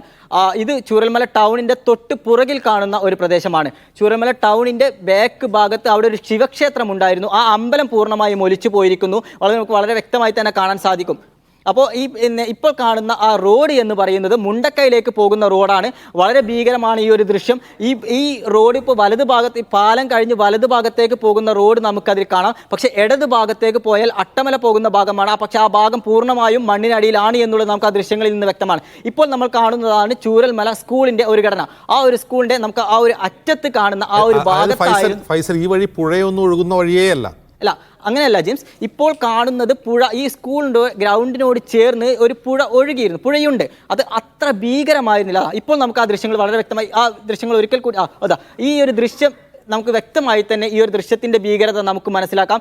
ഈ ഒരു പഴയ ദൃശ്യത്തിൻ്റെ കൂടെ ആ ഡ്രോൺ വിഷ്വലും കൂടി കാണിക്കുകയാണെങ്കിൽ നമുക്കത് വ്യക്തമായി തന്നെ മനസ്സിലാക്കാൻ കഴിയും. ഈ ഇടത് ഭാഗത്ത് കാണിക്കുന്ന ഈ ഒരു വിഷ്വൽ ഏകദേശം ചൂരൽമല സ്കൂളിൻ്റെ സ്വാഭാവിക പുഴയുടെ ഒഴുക്കിനെ കാണിക്കുന്ന ആ ഒരു ദൃശ്യമാണ് ഇടതുവശത്തായി നമുക്ക് കാണാൻ സാധിക്കുന്നത്. ഈ ഒരു ദൃശ്യം നമുക്ക് എത്രമാത്രം ഇപ്പോൾ നിൽക്കുന്ന ഈ ഒരു ദൃശ്യവുമായി നമ്മൾ താരതമ്യം ചെയ്താൽ എത്രമാത്രം ഭീകരത ഇതിനുണ്ട് എന്നുള്ളത് നമുക്ക് വളരെ വ്യക്തമായി തന്നെ മനസ്സിലാക്കാൻ സാധിക്കും. ഈ ഒരു ഗ്രൗണ്ട് ഈ പുഴ ഇങ്ങനെയാണ് ഈ പുഴ സാധാരണഗതിയിൽ ഒഴുകുന്നത്. ശരി ഫൈസൽ, ഒരു നിമിഷം. ഐ.സി. ബാലകൃഷ്ണൻ എം.എൽ.എ. ഇപ്പോൾ ടെലിഫോൺ ലൈനിലുണ്ട്. ഐ.സി. ബാലകൃഷ്ണൻ, ഈ മരണസംഖ്യ ഇപ്പോൾ എത്രയായി സ്ഥിരീകരിച്ചിട്ടുണ്ട്? ഒരു ഏറ്റവും വലിയ പ്രശ്നം നമ്മുടെ മാധ്യമങ്ങൾ റിപ്പോർട്ട് ചെയ്യുന്നൊരു കാര്യം, ഈ മുണ്ടക്കയിലെ പല പ്രദേശങ്ങളിലേക്കും ഇനിയും രക്ഷാപ്രവർത്തനം എത്തിയിട്ടില്ല. ഒരാൾ വീടിനകത്ത് കുടുങ്ങിക്കിടക്കുന്നു, അയാൾ ചുറ്റിലും മൃതദേഹങ്ങളുണ്ട് എന്ന് പറഞ്ഞ് നമ്മുടെ ഫോണിൽ സംസാരിച്ചിരുന്നു. അതുപോലെ രക്ഷാപ്രവർത്തകർ പറയുന്ന ഒരു പ്രധാനപ്പെട്ട കാര്യം, ഈ തകർന്നു വീണ കെട്ടിടങ്ങളുടെ സ്ലാബുകൾ മുറിക്കാൻ കട്ട് ചെയ്യാൻ വേണ്ടിയുള്ള ഉപകരണങ്ങൾ ആവശ്യമുണ്ട് എന്നും പറയുന്നു. നമ്മുടെ രക്ഷാദൗത്യം ഏത് സ്റ്റാറ്റസിലാണ് ഇപ്പോൾ? ഇതിനകത്ത് ഇപ്പോ മരണസംഖ്യ 60 കവിഞ്ഞു. രക്ഷാപ്രവർത്തനത്തിന് ആവശ്യമായ ഫോഴ്സ് ആദ്യം വന്ന ടീം അങ്ങോട്ട് കടന്നു. അവരിൽ നിന്നും കിട്ടുന്ന വിവരം നിങ്ങൾ പറഞ്ഞത് തന്നെയാണ്. സ്ലാബൊക്കെ വീണ് കിടക്കുകയാണ്, പല വീടുകളിലും ബോഡികൾ ഉണ്ടെന്നുള്ള അവര് ഉറപ്പ് വരുത്തിയിട്ടുണ്ട്. അപ്പോൾ ഇതൊക്കെ മുറിച്ചു മാറ്റണമെങ്കിൽ നമുക്ക് ആവശ്യമായ മിലിറ്ററി ഫോഴ്സിന്റെ സഹായമാണ് ഇന്ന് ആവശ്യം. കടക്കാൻ കഴിയാത്ത ഒരു സാഹചര്യമുണ്ട്. എല്ലാവരും വലിയ പ്രയാസത്തിലാ. ഏതാണ്ട് ഇപ്പൊ ചൂരൽമല വരെ പോവാം. ഞാൻ അങ്ങോട്ട് പോയിക്കൊണ്ടിരിക്കുകയാണ്. കാലാവസ്ഥ വളരെ ശരി, ഐ.സി. ബാലകൃഷ്ണൻ വളരെ ടെലിഫോൺ ബന്ധത്തിൽ ചെറിയ പ്രശ്നമുണ്ട്, അത് യാത്ര ചെയ്തുകൊണ്ടിരിക്കുകയാണ്. ഇപ്പോൾ റാഷിദ് എന്ന പേരിലൊരു രക്ഷാപ്രവർത്തകൻ മുണ്ടക്കയിൽ നിന്ന് ചേരുന്നു. റാഷിദ് ഇപ്പോൾ എന്താണ് ചെയ്യുന്നത്? എവിടെയൊക്കെയാണ് ഇപ്പോഴും ആളുകൾ കുടുങ്ങിക്കിടക്കുന്നത്? കൂടുതൽ ഉപകരണങ്ങൾ എത്തിയോ ഈ രക്ഷാപ്രവർത്തനത്തിന്? സാറേ, ഇപ്പൊ ഞങ്ങൾ ഇവിടെ ഉള്ളത് ട്രീവാലി റിസോർട്ട് പറഞ്ഞൊരു പ്രദേശത്താണ്. മുണ്ടക്കൈ ഒരു പൊട്ടിയ സ്ഥലത്ത്. പക്ഷെ ഇവിടെ രക്ഷാദൗത്യം ഒന്നും എത്തിയിട്ടില്ല സാറേ. ഇവിടെ ആരും എത്തിയിട്ടില്ല. ഇവിടെ ഒരുപാട് കുടുംബം, ഒരു 100ഓളം ആളുകൾ ഇവിടെ അകപ്പെട്ട് കിടക്കുകയാണ്. ഭക്ഷണവുമില്ല, ഒന്നുമില്ല, ഒന്നും എത്തിപ്പെട്ടില്ല. നിലവിൽ മഴ ശക്തമാണ് ഇവിടെ. പിന്നെ മഴ രാവിലെ ഒന്ന് വിട്ടു നിന്നു, ഇപ്പോ മഴ ഒന്നുകൂടി ശക്തമായിട്ട് പെയ്യുന്നുണ്ട്. ആകെ പരിഭ്രാന്തിയിലാണ് ഉള്ളത്. ചുറ്റും വെള്ളവും. റാഷിദ്, ഈ റിസോർട്ടിൽ നിൽക്കുന്ന ആളുകളുടെയൊക്കെ വീടുകൾ തകർന്നവരാണോ? അത് നേരത്തെ തന്നെ അവർ അവിടെ നിന്ന് രക്ഷപ്പെട്ടതാണോ? വീടുകൾ തകർന്ന ആൾക്കാരാണ്. അതായത് ഉരുൾ പൊട്ടി വന്ന സ്ഥലത്ത് ഉള്ള ആളുകളാണ്. ഇപ്പൊ ഇവിടെ നിൽക്കുന്ന പകുതിയിലേറെ ആൾക്കാരുടെ വീടുകളും ഇല്ല, അവിടെ നിലവിലില്ല. ഓക്കെ, അവരുടെ ബന്ധുക്കളൊക്കെ ആരെങ്കിലും അപകടത്തിൽപ്പെട്ടിട്ടുണ്ടാവും? അതിനെക്കുറിച്ചുള്ള വിവരങ്ങളുണ്ടോ അവർക്ക്? ഒരുപാട് പേര് അറിഞ്ഞു തുടങ്ങിയിട്ടുണ്ട്. അവിടെ കിട്ടിയതൊക്കെ ഇങ്ങനെ ന്യൂസിലൊക്കെ അറിയുമ്പോൾ അറിഞ്ഞു തുടങ്ങിയിട്ടുണ്ട്. അപ്പോൾ ആ ഒരു പരിഭ്രാന്തി കൂടി അവരുണ്ട്. ആ ഒരു ഭയവും പിന്നെ ബേജാറും എല്ലാ പ്രയാസങ്ങളും ഇപ്പോൾ അവർ അനുഭവിക്കുന്നുണ്ട്. കരച്ചിലും ആ ഒരു ഭീകര അന്തരീക്ഷമാണ് ഇവിടെ ഉള്ളത്. ഇപ്പോ നിലവിൽ ഇവിടെ നിന്ന് രക്ഷപ്പെടാൻ വേണ്ടിയിട്ടുള്ള അവർക്ക് ഫുഡ് എത്തിക്കാനുള്ള സൗകര്യം ആരെങ്കിലും ചെയ്യുമോ? നിങ്ങൾ ചോദിച്ചോ? ഒന്നും അറിയില്ല സാറേ, ഇവിടേക്ക് ഒന്നും അറിയുന്നില്ല. ഇവിടെ ആരും ഒന്നും നിലവിൽ ആരും എത്തിയിട്ടില്ല ഇങ്ങോട്ട്. ഇവിടേക്ക് ഫുഡും എത്തിയിട്ടില്ല. ഇപ്പൊ നിലവിൽ റിസോർട്ടിലുള്ള അരി വെച്ചിട്ട് എല്ലാവരും കഞ്ഞി കുടിച്ച് രാവിലെ മക്കൾക്കൊക്കെ ഭക്ഷണം കൊടുത്തിട്ടുണ്ട്. ഇപ്പൊ അതും തീർന്നിരിക്കുകയാണ്. ഇപ്പോ എന്താ പറയാ, ആകെ ഭീതിയിലാണ് ഇവിടെ എല്ലാവരും. ഈ റിസോർട്ടിലേക്ക് എത്തിപ്പെടാൻ റോഡൊന്നും ഇല്ലേ റാഷിദ്? റോഡില്ല, റോഡൊക്കെ പോയിട്ടുണ്ട്. ആ പള്ളിന്റെ മുമ്പ് കൂടെയുള്ള റോഡാണുള്ളത് ഇവിടേക്ക്. ആ പള്ളിന് മുൻവശം വരെ വെള്ളം കയറിയിട്ടുണ്ട് ഇപ്പോ. അതായത് വാഹനങ്ങളിൽ അങ്ങോട്ട് എത്താൻ കഴിയില്ല. വാഹനങ്ങളിൽ ഒരിക്കലും ഇങ്ങോട്ട് എത്താൻ കഴിയില്ല. നടന്ന് വരലും പ്രയാസമാണ്. കാരണം പുഴയാണ്, നല്ല കുത്തൊഴുക്കുണ്ട് ഇപ്പോ നിലവില്. എയർലിഫ്റ്റിംഗ് സംവിധാനം വരുമെന്ന് പറഞ്ഞു, പക്ഷെ ഇതുവരെ ഇവിടെ എത്തിയിട്ടില്ല. അതല്ലാതെ മറ്റൊരു വഴി ഇവിടെ ഉണ്ടോന്നുള്ള അറിയില്ല. മഴ ഒന്നുകൂടി ശക്തമായിട്ട് ഇപ്പൊ നിലവിൽ പെയ്യുന്നുണ്ട്. റാഷിദ്, എത്ര പേരുണ്ട് ആ റിസോർട്ടിൽ? എത്ര പേരുണ്ട്? ഞങ്ങൾ ഇവിടെ ഒരു 100-ലേറെ ആളുകൾ ഇവിടെ ഉണ്ട്, ഈ റിസോർട്ടിലുണ്ട്. ശരി, നന്ദി റാഷിദ്. ശരി, ഇത്രയും സംസാരിച്ചു, നന്ദി. ഷിത, ഈ സൈനിക ഹെലികോപ്റ്ററുകളും സൈന്യവും ഒക്കെ എത്തുമെന്ന് പറയുന്നു, പക്ഷെ ഇവരെ ഒന്നും അവിടെ കാണുന്നില്ല എന്നാണ് അവിടെയുള്ളവർ പറയുന്നത്. എന്തുകൊണ്ടാകും അത്? ഹെലികോപ്റ്റർ അവിടേക്ക് വന്നിട്ടുണ്ടായിരുന്നു അജിംസെ, പക്ഷേ അവിടെ പ്രതികൂല കാലാവസ്ഥയാണ്. ആ മഴയും കാറ്റും ഒക്കെ ഉൾപ്പെടെ പ്രതികൂല കാലാവസ്ഥയായിരുന്നു ആ സമയത്ത്. അതുകൊണ്ടാണ് ഹെലികോപ്റ്ററിന് അവിടെ എയർലിഫ്റ്റിംഗ് നടത്താനുള്ള ഒരു തീരുമാനത്തിലേക്ക് എത്താൻ പറ്റാതിരുന്നത് എന്നുള്ളതാണ് മന്ത്രി എ കെ ശശീന്ദ്രൻ അറിയിച്ചത്. അദ്ദേഹം അവിടെ ഉണ്ടായിരുന്നു. അത് തന്നെയാകാം പ്രധാനമായിട്ടുള്ള ഒരു കാരണം. മറ്റൊന്ന് ഇവിടേക്ക് എത്തിപ്പെടാൻ ഇവർ തന്നെ പറഞ്ഞതുപോലെ തന്നെ അവിടേക്ക് എത്തിപ്പെടാനുള്ള ഒരു പ്രയാസമുണ്ട്. അവിടേക്ക് എത്തണമെങ്കിൽ വലിയ രീതിയിലുള്ള ഒരു പ്രയാസം അനുഭവിക്കുന്നുണ്ട്. വടം കെട്ടി അല്ലെങ്കിൽ താൽക്കാലികമായിട്ടുള്ള ഒരു പാലം കെട്ടി നിർമ്മിച്ചതിന് ശേഷം മാത്രമേ അങ്ങോട്ട് എത്താൻ പറ്റൂ. അല്ലെങ്കിൽ ഈ പറഞ്ഞതുപോലെ തന്നെ ഹെലികോപ്റ്ററിൽ എത്തിക്കുക എന്നുള്ള മാർഗമാണ് നമുക്ക് മുന്നിലുള്ളത്. പക്ഷേ അത് പ്രായോഗികമായുള്ള ഒരു പ്രയാസം കാരണമാണ് അത് പിന്നോട്ട് പോകുന്നത് എന്നാണ് നമുക്ക് അറിയാൻ സാധിക്കുന്നത്. മറ്റൊന്ന്, ഇപ്പോൾ നേവിയുടെ തന്നെ സൈന്യത്തിൻ്റെ തന്നെ ഒരു എഞ്ചിനീയറിംഗ് വിഭാഗം അവിടെ എത്തിക്കൊണ്ട് ബദൽ സംവിധാനം ഉടനെ തന്നെ ഒരുക്കിക്കൊണ്ട് പെട്ടെന്ന് തന്നെ അവിടേക്ക് ആളുകളെ എത്തിക്കാൻ സാധിക്കുമെന്നാണ് കരുതുന്നത്. ഇപ്പോൾ മന്ത്രി കെ രാജൻ അറിയിച്ചിട്ടുള്ളത് വയനാട് 2 NDFR ടീം ഇപ്പോൾ നിലവിൽ ഫീൽഡിലുണ്ട്.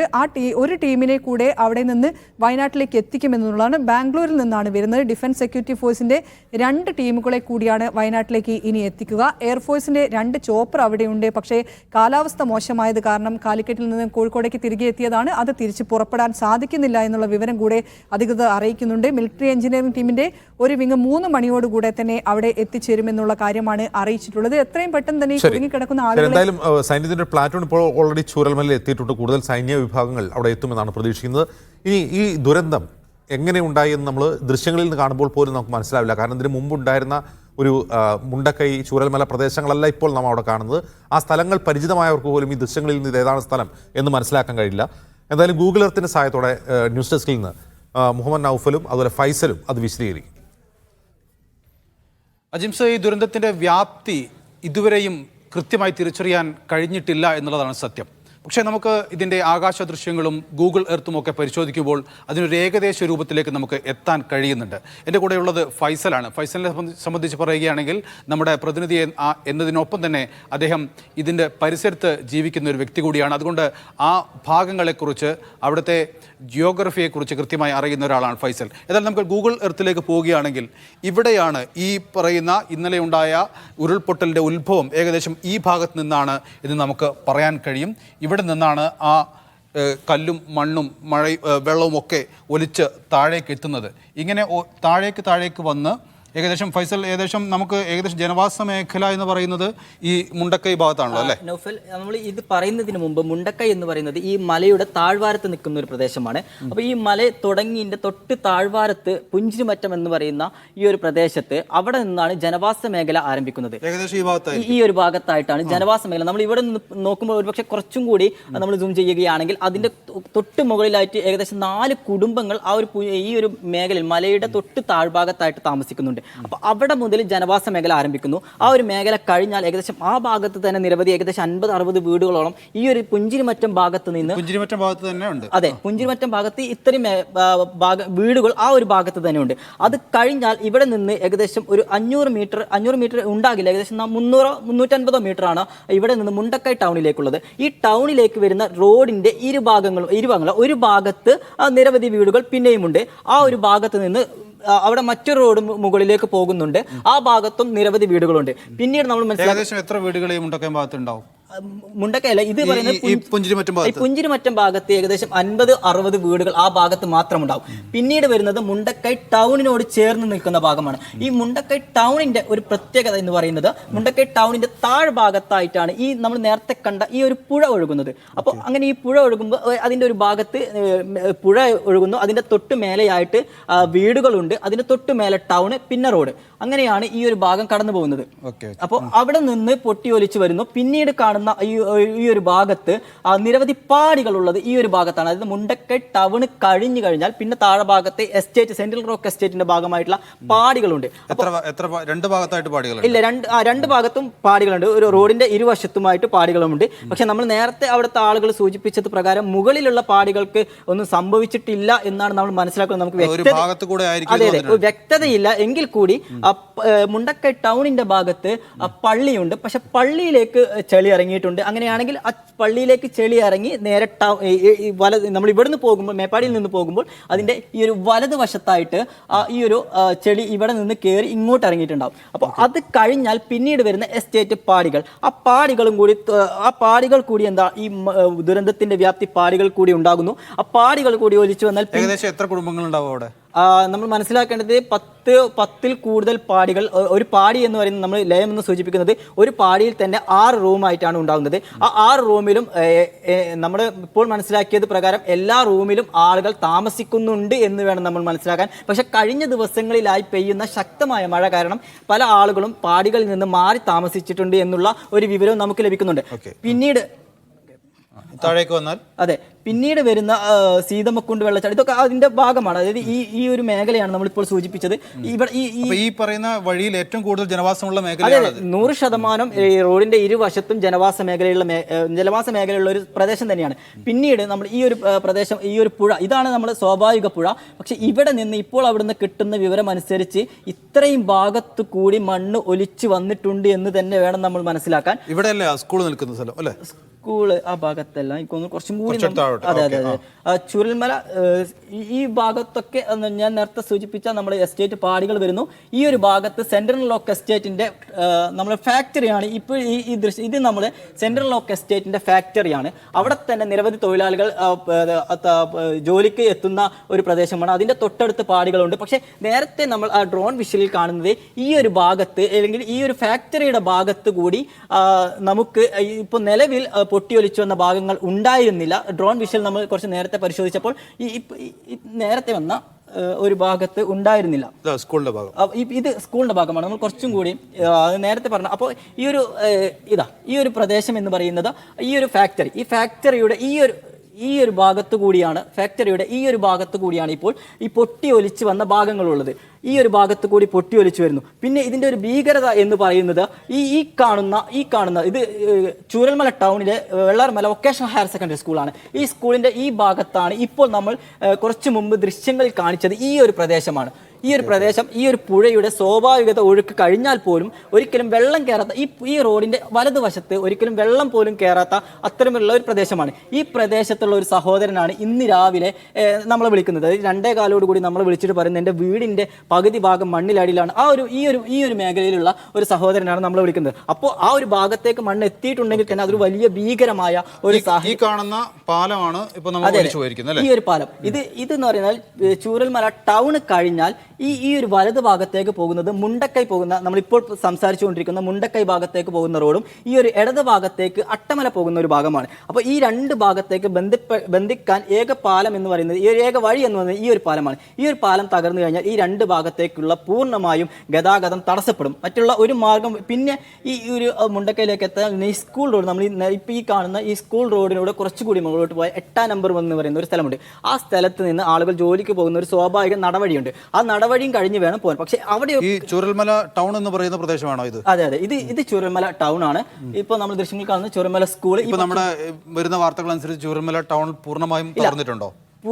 ചൂരൽമല ടൗണിലേക്ക് പൂർണ്ണമായും ഒന്നും അധികം സംഭവിച്ചിട്ടില്ല. നമ്മൾ ഡ്രോൺ വിഷ്വൽ വെച്ച് നമുക്ക് കൃത്യമായി മനസ്സിലാകുന്നത് ഈ ഒരു ഭാഗമാണ് മുണ്ടക്കൈ ഗവൺമെന്റ് ഹയർ സെക്കൻഡറി സ്കൂളിന്റെ +2 ഹയർ സെക്കൻഡറി വിഭാഗത്തിന്റെ ആ ദൃശ്യങ്ങളിൽ നിന്ന് പകുതി മൂടിക്കിടക്കുന്ന ആ ഒരു ഭാഗം ഈ ഒരു ഭാഗമാണ്. അപ്പൊ ഈ ഒരു ഭാഗത്തിന്റെ ഒരു നിലയാണുള്ളത്. ആ നിലയ്ക്ക് മുകളിലായിട്ട് മണ്ണ് വന്ന് അടിഞ്ഞു കിടക്കുന്ന ഒരു സാഹചര്യമുണ്ട്. ഇനി ഒരു കാര്യം ചോദിക്കാനുള്ള, ഈ പല ബോഡികളും 11ഓളം മൃതദേഹങ്ങൾ ചാലിയാർ പുഴയിൽ നിന്നാണ് ലഭിച്ചിരിക്കുന്നത്. അത് എങ്ങനെയായിരിക്കും ആ മൃതദേഹങ്ങൾ ഇവിടുന്ന് പോയിട്ടുണ്ടാകും? അനൂഫൽ, നമ്മൾ മനസ്സിലാക്കേണ്ടത് ഈ ഒരു പുഴയുടെ ഈ ഒരു ഗതി, നമ്മൾ ഈ പുഴ ഒഴുകി ഇരവഴിഞ്ഞ് ഈ ഒരു പുഴയുടെ ഒഴുക്ക് എന്ന് പറയുന്നത് നേരെ ചാലിയാറിലേക്കാണ് പോകുന്നത്. അതുകൊണ്ടാണ് ഈ ഒരു ഭാഗം നമ്മൾ വ്യക്തമായിട്ട് കാണിക്കുകയാണെങ്കിൽ സൂചിപ്പാറ വെള്ളച്ചാട്ടം വഴി ഈ ഒരു പുഴ പിന്നീട് ഈ പോകുന്നത് ചാലിയാർ പുഴയിലേക്കാണ്. അതുകൊണ്ടാണ് ഇവിടെ നിന്ന് കാണാതാകുന്ന അല്ലെങ്കിൽ ഈ ഒഴുകി പോകുന്ന മൃതദേഹങ്ങൾ ചാലിയാർ പുഴയിലെത്തുന്ന ഒരു സാഹചര്യം എന്ന് പറയുന്നത് ഇതിന്റെ അവസാന ഭാഗം ചാലിയാറിലേക്കാണ് എത്തുന്നത്. ഓക്കെ, ഇതാണ് ഈ പ്രദേശത്തിൻ്റെ ഒരു ചിത്രം. അതായത് ചാലിയാർ പുഴയിൽ എങ്ങനെയാണ് മൃതദേഹങ്ങൾ എത്തിയത് എന്ന് വരെ ആളുകൾ ആശങ്കപ്പെട്ടിട്ടുണ്ട്. കാരണം ഇത്ര ദൂരത്തിൽ എങ്ങനെയാണ് ഈ മൃതദേഹങ്ങൾ എത്തുന്നതെന്നൊക്കെ. കാരണം നമുക്കറിയാം വയനാടാണ് ഈ അപകടം ഉണ്ടായിരിക്കുന്നത് ചാലിയാർ പുഴയിൽ നിലമ്പൂരിനടുത്ത് പോത്തുകല്ലിൽ എങ്ങനെയാണ് ഈ മൃതദേഹങ്ങൾ എത്തുന്നതൊക്കെ. പക്ഷേ നമുക്ക് കൃത്യമായി ഈ ഗൂഗിൾ എർത്തിലൂടെ നമുക്ക് കൃത്യമായി മനസ്സിലാകും വളരെ ദൂരം സഞ്ചരിച്ചിട്ടുണ്ടെങ്കിൽ തന്നെയും ഇത് അവിടേക്ക് എത്താൻ വലിയ പ്രയാസമുണ്ടാകില്ല. കാരണം ഈ പുഴ നേരെ ചെല്ലുന്നത് സൂചിപ്പാറയിലൂടെ ചുറ്റി നേരെ ചെല്ലുന്നത് ചാലിയാറിലേക്കാണ്. അങ്ങനെ ചാലിയാറിൽ പോത്തുകല്ല് ഭാഗത്തേക്കാണ് ഈ മൃതദേഹങ്ങൾ അധികവും എത്തിയിരിക്കുന്നത്. ഇനിയും ഒരുപക്ഷെ കൂടുതൽ മൃതദേഹങ്ങൾ പുഴയിൽ ഉണ്ടാകാം എന്നുള്ള ആശങ്കയും നാട്ടുകാർ പങ്കുവെക്കുന്നുണ്ട്. അജിംസ്.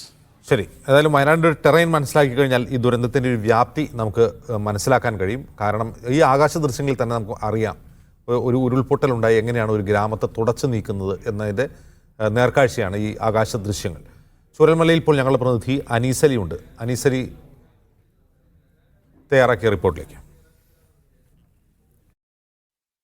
പുലർച്ചെ 1:30 ഉണ്ടായ അപകടം ഇപ്പോൾ മണിക്കൂറുകൾ പിന്നിട്ടു. ഇപ്പോഴും മുണ്ടക്കൈ ഭാഗത്ത് ഉരുൾപൊട്ടിയ പ്രദേശത്ത് 4 ഉരുൾപൊട്ടിയിട്ടുണ്ട്. ആ പ്രദേശത്ത് എന്താണ് സംഭവിച്ചിട്ടുള്ളത് എന്നതിനെക്കുറിച്ച് ആർക്കും ഒരു വ്യക്തതയുമില്ല. ഇതുവരെയും ഒരു രക്ഷാപ്രവർത്തകനും അങ്ങോട്ട് എത്താൻ കഴിഞ്ഞിട്ടില്ല.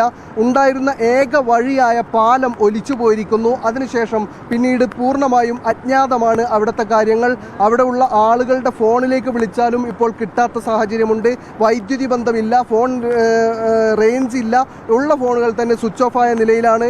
എന്തായാലും ഇപ്പോൾ ആളുകൾക്ക് അവിടെ നടക്കുന്നതെന്ത് എന്നറിയുന്നതിന് പകരം അവിടെ ഉള്ള ജീവനോടെ ഉള്ള ആളുകളെ എത്രയും വേഗം രക്ഷിച്ചെടുക്കാനാകണം എന്ന പ്രാർത്ഥനയിലാണ് രക്ഷാപ്രവർത്തകരെല്ലാവരും ഉള്ളത്.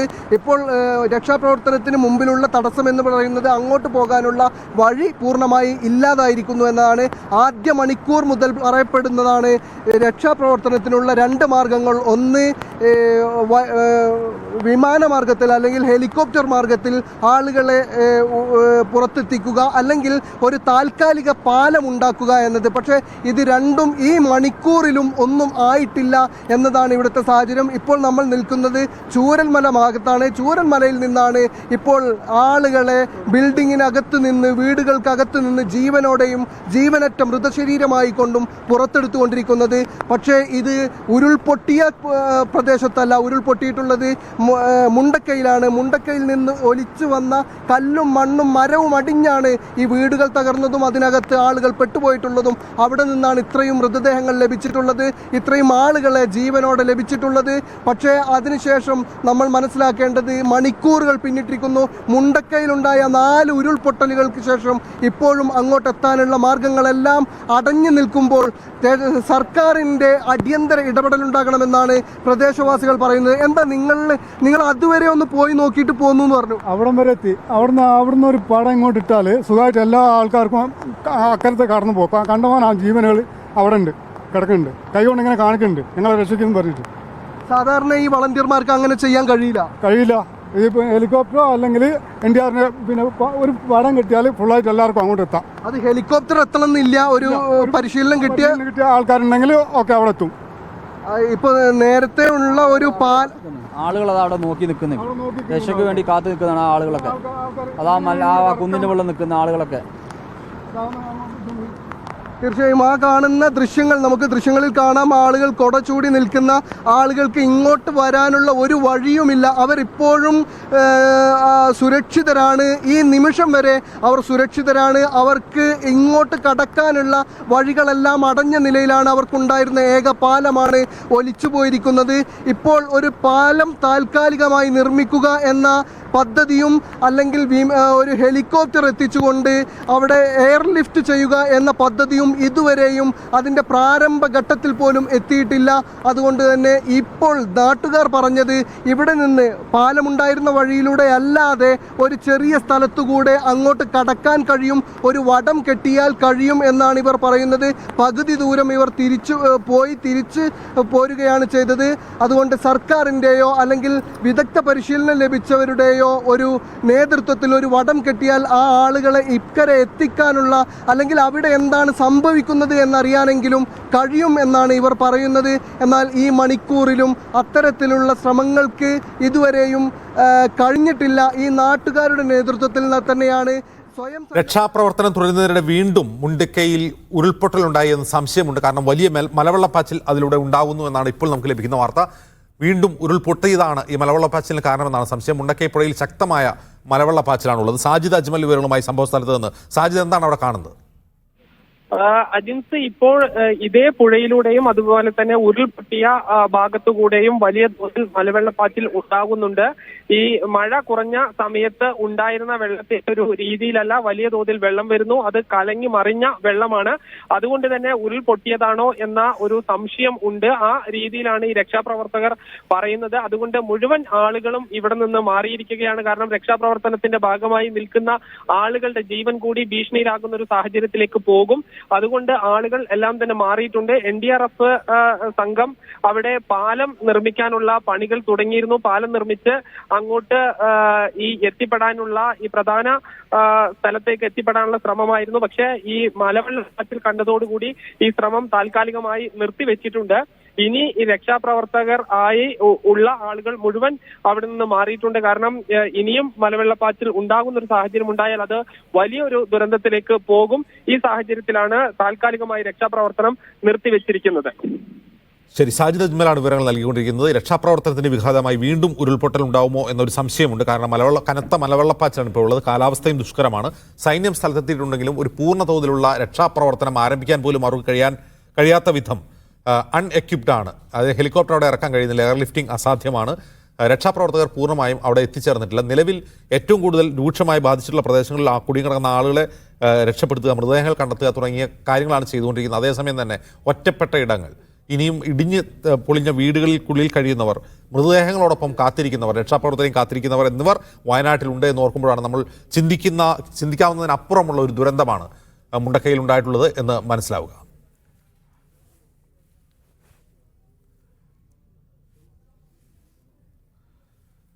ഫൈസൽ, ഇപ്പോൾ അനീസ് അലി കാണിച്ചൊരു ദൃശ്യമുണ്ട്. അതായത് ഒരു പുഴയുടെ അക്കരെ വശത്ത് കുറേ ആളുകൾ നിൽക്കുന്നു. ആ പ്രദേശത്തും ഉരുൾപൊട്ടൽ ഉണ്ടായിട്ടുണ്ട്. അവിടെയും വീട് തകർന്നിട്ടുണ്ടാവുമോ? അനീസ് അലി ഇപ്പോൾ കാണിച്ച ദൃശ്യങ്ങളിൽ നിന്ന് നമ്മൾ മനസ്സിലാക്കേണ്ടത് ഈ മുണ്ടക്കൈയിലേക്ക് പോകുന്ന ഭാഗത്ത് വലത് ഭാഗത്ത് റാട്ടപ്പടി എന്ന് പറയുന്ന ഒരു പ്രദേശമുണ്ട്. ആ പ്രദേശത്തിന് പറയുന്ന ഒരു പേരാണ് റാട്ടപ്പടി എന്ന് പറയുന്നത്. സെൻട്രൽ റോക്ക് എസ്റ്റേറ്റിന്റെ ഭാഗമായിട്ടുള്ള ഒരു ഫാക്ടറി, ആ ഫാക്ടറിയോട് ചേർന്ന് നിൽക്കുന്ന ഏതാനും ലയങ്ങൾ, ആ ലയങ്ങളിൽ താമസിക്കുന്ന ആളുകൾ നടന്നു വരുന്ന ഒരു ദൃശ്യമാകാനാണ് സാധ്യത. കാരണം നേരത്തെ നമുക്ക് കിട്ടിയ വിവരം അനുസരിച്ച് ഈ പാടികളിലുള്ള ആളുകൾ സുരക്ഷിതമായ സ്ഥലങ്ങളിലേക്ക് മാറിയിരുന്നു എന്നുള്ള വിവരം നമുക്ക് നേരത്തെ തന്നെ അവിടെ നിന്ന് ലഭിച്ചിരുന്നു. ആ ആളുകൾ ഒരുപക്ഷെ അവിടെ നിന്ന് വന്നതാകാനാണ് സാധ്യത. മറ്റുള്ള മേഖലകളിലേക്കൊന്നും ഈ ഒരു ഭാഗത്ത് നിന്ന് എത്തിപ്പെടാൻ കഴിയില്ല. 4 ഭാഗവും ഇപ്പോൾ ഈ ആളുകൾ നടന്നു വരുന്നതിൻ്റെ 4 ഭാഗവും അങ്ങോട്ടേക്ക് ഒരു നിലക്കും യാത്രാ സൗകര്യമില്ലാത്ത ഒരു സ്ഥിതിയാണ് ഇപ്പോൾ അവിടെയുള്ളത്. സ്വാഭാവിക പാലം നിർമ്മിക്കുക, നമ്മൾ തൊട്ടു മുമ്പ് അനീസ് അലി സൂചിപ്പിച്ച പോലെ തന്നെ സ്വാഭാവിക പാലം ഉണ്ടാക്കുന്ന ഒരു നടപടിയും അനിശ്ചിതത്വത്തിൽ തുടരുന്നു. തൊട്ടപ്പുറത്ത് മുണ്ടക്കയിലേക്ക് പോയി കഴിഞ്ഞാൽ ആ മുണ്ടക്കയിലെ ഭാഗത്തും പല ഭാഗത്തും മണ്ണിടിഞ്ഞ് അങ്ങോട്ടും ഇങ്ങോട്ടും പോകാനോ വരാനോ കഴിയാത്ത ഒരു സാഹചര്യം അവിടെയുമുണ്ട്. ഇതിൻ്റെ രണ്ടിൻ്റെയും ഇടയിൽ നിൽക്കുന്ന ഒരു പ്രദേശമാണ് ഈ റാട്ടപ്പടി എന്ന് പറയുന്നത്. സെൻട്രൽ ലോക്ക് എസ്റ്റേറ്റിന്റെ ഭാഗമായിട്ടുള്ള എസ്റ്റേറ്റ് ലയങ്ങളിൽ താമസിക്കുന്ന ആളുകളാവാനാണ് അതിന് സാധ്യത. അതിന് തൊട്ടടുത്തൊരു ഫാക്ടറിയുമുണ്ട്. നിരവധി തൊഴിലാളികൾ, നേരത്തെ സെൻട്രൽ ലോക്ക് എസ്റ്റേറ്റിന്റെ CEO സംസാരിച്ചത് ആ ഭാഗത്ത് ഒരു 8ഓളം തൊഴിലാളികളെ കാണുന്നില്ല എന്ന് പറയുകയുണ്ടായിരുന്നു. പക്ഷേ ആ ഭാഗത്ത് നിന്ന് നമുക്ക് കിട്ടുന്ന ഒരു വിവരം, ആ ഭാഗത്ത് ആ പാടികളിൽ താമസിച്ചിരുന്ന കുറച്ചുപേർ സുരക്ഷിത സ്ഥലങ്ങളിലേക്ക് മാറിയിട്ടുണ്ട്. ഒരുപക്ഷെ ആ മാറിയ ആളുകൾ തിരിച്ച് ഇങ്ങോട്ടേക്ക് വരാനുള്ള ഒരു വഴി തേടി വന്നതാകാനാണ് അജിംസ് സാധ്യത. ശരി, എന്തായാലും നമ്മൾ വിചാരിക്കുന്നതിനേക്കാൾ, നമ്മൾ പ്രതീക്ഷിക്കുന്നതിനേക്കാൾ വലിയ വ്യാപ്തിയുള്ള ഒരു ദുരന്തമാണ് വയനാട്ടിൽ നാം കാണുന്നത്. ഇനിയും അപകടത്തിൽ എക്സ്പ്ലോർ ചെയ്യാൻ പറ്റാത്ത മേഖലകളുണ്ട്. ഇനിയും തകർന്ന വീടുകൾക്കുള്ളിൽ കുടുങ്ങിക്കിടക്കുന്നവരുണ്ട്. സാജിദ് വീണ്ടും ചേരുകയാണ്. സാജിദ്, ഇത് ഉരുൾപൊട്ടൽ തന്നെയാണോ വീണ്ടും? ഉരുൾപൊട്ടലാണോ എന്നുള്ളത് നമുക്ക് 100% സ്ഥിരീകരിക്കാൻ കഴിയില്ല. കാരണം ഈ മലയുടെ മുകളിലാണ്. പക്ഷെ ഈ ഉരുൾപൊട്ടൽ ഉണ്ടാകുന്ന സമയത്ത് ഉണ്ടാകുന്ന ഒരു പുഴയുടെ ആ ഒരു സ്വഭാവമാണ് ഉള്ളത്. കാരണം വെള്ളം കൂടുതൽ കലങ്ങി മറിഞ്ഞു വരുന്നു, വെള്ളത്തിന്റെ അളവ് ക്രമാതീതമായി വർദ്ധിച്ചു വരുന്നു. ഈ പശ്ചാത്തലത്തിലാണ് ഈ സാധാരണ തിരച്ചിൽ നടത്തുന്ന മുഴുവൻ ആളുകളോടും പോവാൻ ആവശ്യപ്പെട്ടത്. ആളുകൾ ഈ ഓടുന്ന ഒരു കാഴ്ചയാണ് ഉണ്ടായത്. ഈ ദൃശ്യങ്ങൾ അയച്ച ശേഷം നമ്മൾ വീണ്ടും ഈ സ്ഥലത്തേക്ക് പോകുമ്പോഴായിരുന്നു, ഞാനും ക്യാമറ പേഴ്സൺ ജയ്സൽ ബാബുവും പോകുന്ന സമയത്തായിരുന്നു ആൾക്കൂട്ടം ഒന്നിച്ച് ആളുകൾ ഓടുന്നത്. ഈ സമയത്താണ് ഈ ഉരുൾപൊട്ടിയതായി സംശയിക്കുന്നതായി പറയുന്നത്. പക്ഷേ ഈ 100% ഉരുൾപൊട്ടി എന്ന് പറയാൻ പറ്റില്ല. പക്ഷേ ഈ വലിയ തോതിൽ മലവെള്ളപ്പാച്ചിൽ ഇതേ സ്ഥലത്തുകൂടിയുണ്ട്. നമുക്കറിയാം ഈ പുഴയിലൂടെ വലിയ തോതിൽ വെള്ളം വരുന്നു. ഈ പുഴ ഗതിമാറി ഒഴുകി ഒരു പുതിയ പുഴയുടെ സമാനത്തിൽ ഒഴുകുന്നുണ്ട്. ഇതിലൂടെയും വലിയ തോതിലാണ് വെള്ളം വന്നുകൊണ്ടിരിക്കുന്നത്. ഈ പശ്ചാത്തലത്തിലാണ് ഈ സാധാരണ തെരച്ചിൽ നടത്തുന്ന ആളുകളോട് മടങ്ങിപ്പോകാൻ പറഞ്ഞത്. ഇനി മുകളിലേക്ക് എത്തേണ്ടത്, മുണ്ടക്കൈ ഭാഗത്തേക്ക് എത്തേണ്ടത് NDRF സംഘമാണ്. NDRF സംഘം അവർ ഈ താൽക്കാലിക പാലം നിർമ്മിച്ച് അങ്ങോട്ട് എത്താനുള്ള ശ്രമങ്ങൾ നടക്കുകയാണ്. പക്ഷേ അത് ഈ കാലാവസ്ഥ ഈ രീതിയിൽ നിൽക്കുകയാണെങ്കിൽ അത് വലിയൊരു പ്രതിസന്ധി സൃഷ്ടിക്കും. കാരണം ഈ സുരക്ഷ ഒരുക്കുന്ന ആളുകൾ, ഈ തിരച്ചിൽ നടത്തുന്ന ആളുകൾ, ഇവരുടെ സുരക്ഷയും വളരെ പ്രധാനപ്പെട്ടതാണ്. അതുകൊണ്ട് ഈ പൂർണ്ണമായി സുരക്ഷ ഒരുക്കിയ ശേഷം മാത്രമേ അങ്ങോട്ട് എത്താൻ കഴിയൂ. ശരി സാജിദ്.